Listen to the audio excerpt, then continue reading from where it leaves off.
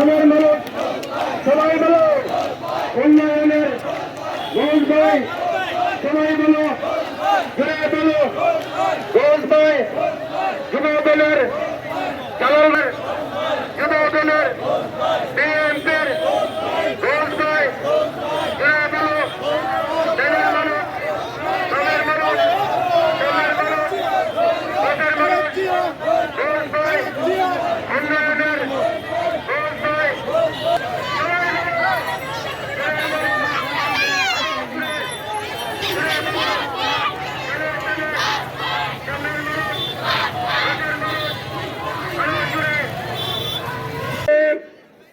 বাংলাদেশের মানুষ যেভাবে ধোঁকা খেয়েছে, বুকা বলেছে, আমরা তার বিপরীত চিত্র মানুষকে উপহার দেব।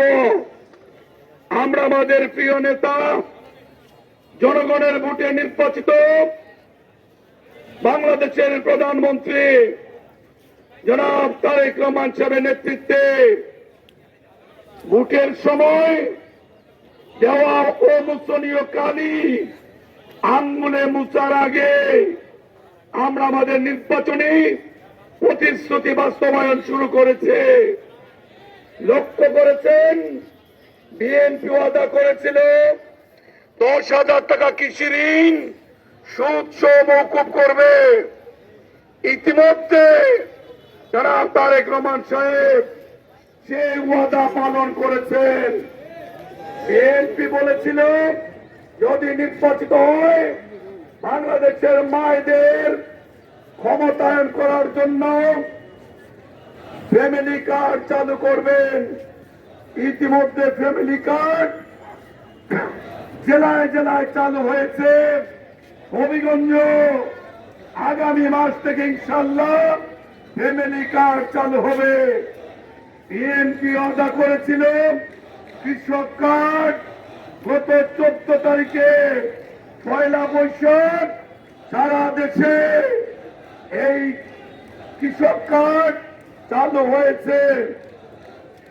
এমনি ভাবে বিএনপি তার প্রতিশ্রুতিগুলি পর্যায়ক্রমে পালন শুরু করেছে।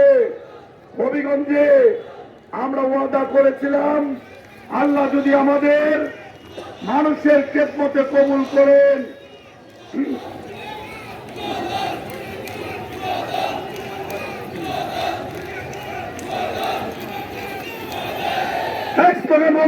আমরা মানুষের সামনের ওয়াদাগুলি অক্ষর অক্ষরে পালন করব।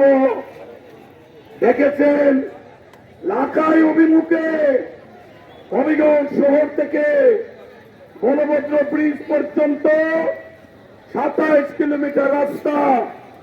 আমরা বলেছিলাম বিএনপি যদি ক্ষমতায় যায় এই রাস্তাটি আমরা 4 লেনে উন্নীত করব।